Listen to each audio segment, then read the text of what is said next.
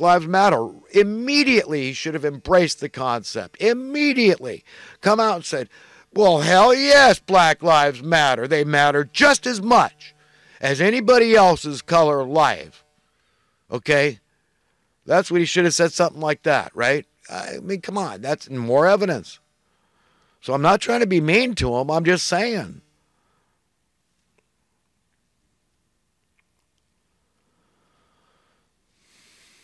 So, and lastly, the way he's handling this departure, he's just got to suck it up. He wants to run again, then he's got to suck it up. They're trying to impeach him. He's being a big baby, throwing a tantrum. He's not going to attend the inauguration and all this crap. Come on, man. You want to heal the divide in America, then it's never too late to start, but you got to start, and that would be a start. That would be my advice to Trump. Suck it up, humble yourself, and be, seek to please God and seek to please your followers, let's say, for lack of a better term. And lastly, I just wanted to say that, reiterate, remember that we humans, we Americans, we earthlings, have much more in common than out of common. But the evildoers want you to forget that fact, that truth, that reality. Thoughts from the last week or so. From considerable life experience, I have deduced certain things to be true, and therefore factual. Among those things is the fact that there must be an almighty creator God, that quite simply it is illogical, anti-logical, and by extension anti-intellectual or ill-intellectual, that's an invented term, to believe otherwise. In your heart, mind, spirit, and soul, do you ever take time to thank God for your imagination, your ability, your power to think of clever new ways to thank God? I take great umbrage with the notion that logically believing, intellectually believing, prima facie belief in an almighty creator God renders one religious. Therefore, that term has lost all meaning and should henceforth be roundly dismissed as a misunderstood, meaningless, obsolete term used only as an historical discussion reference. Those whom you deem as most useful in your life, you will appreciate most. Let us do our best to be appreciated by doing useful things for others. When it comes to successful human relationships with family, friends, neighbors, peers, or strangers, do your best to think, speak, and believe in a manner you wish others would think, say, and do regarding you.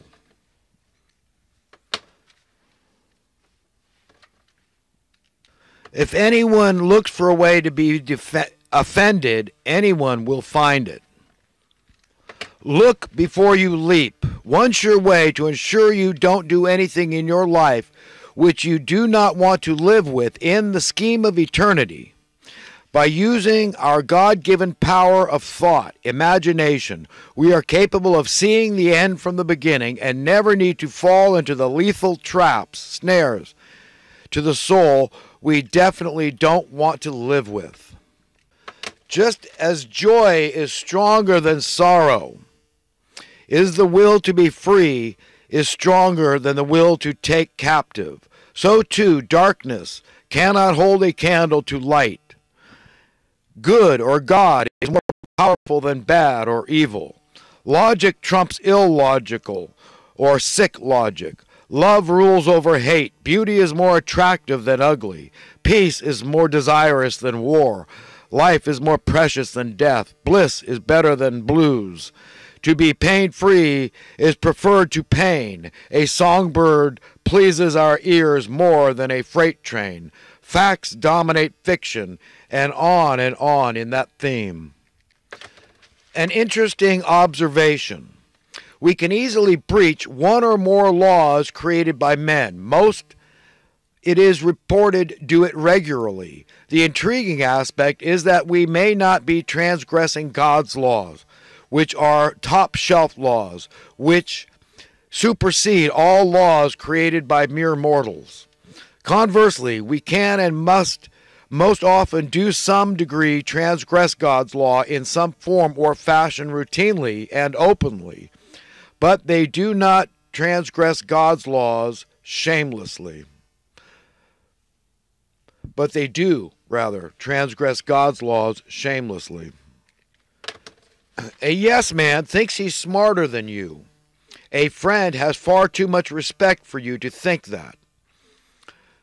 For example, walking along a dark path, a yes man, for whatever reason, fails to mention the hidden pit ahead only he is aware of.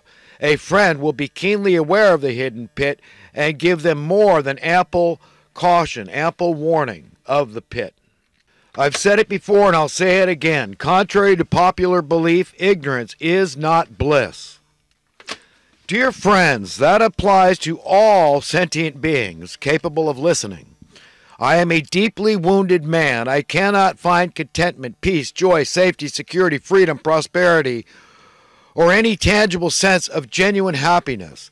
This stems from contending within a wholly insane world system whereby we accept, we fellow human beings, to needlessly suffer under the yoke of financial insecurity to the point of sheer financial terror and desperation.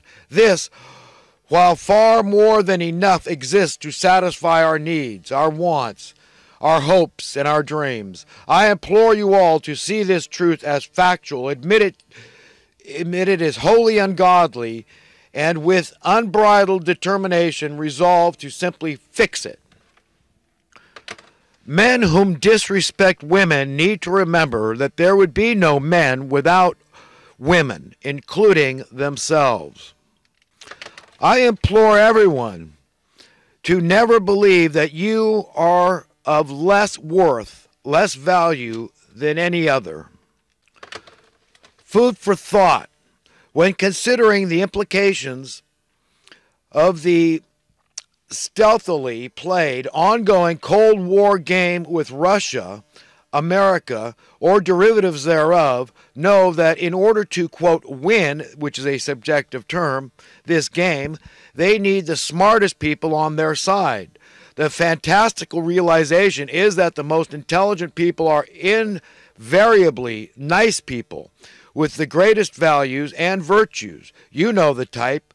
Those whom aren't for sale at any price.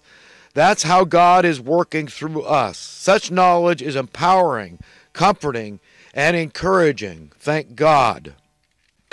Please do not make the fatal mistake that you can in any way properly measure and determine your worth. No, your value has been predetermined by our owner, the Creator God Almighty, that is our divine parents on high. Well, friends, listen, I started off today thinking I wanted the theme to be reconciliatory, okay, conciliatory. And we've just got to understand what the demons that are infecting all of us, individually and collectively. Look, we're humans. We all get our share of demons we're struggling with, battling, okay? And we are easily deluded in our own minds. We can be screwed up. We can be wrong. And we need to confess that and admit it. And we need to be humble. And when we're trying to correct somebody we see to be wrong, and when we're right, then we've got to do it in a palatable manner. I mean, what's the object here? Are you trying to succeed and be successful and be effective at what you're doing? You say you're God's friend. You say you're trying to be a friend to man, and you want the best for everybody, right? Otherwise, who's going to buy your BS? Then you've got to come across with the right spirit. The right attitude is most important. And I fail all the time. I mean, I was preaching to the choir here because I'm not getting on anybody's case. I'm certainly not overly judging anyone. I don't want to condemn anyone. You know, we all fail. We can all be wrong, and we've got to be humbled. And if you want, we need to change. We need to unify. I understand that the demons at the very uppermost echelons, okay, they might look human, but they're demons for all intents and purposes because of their fruits. You'll know them. Like Christ said, you'll know them by their fruits. and they stink to high heaven. Okay, these are big fat hypocrites, these elitists.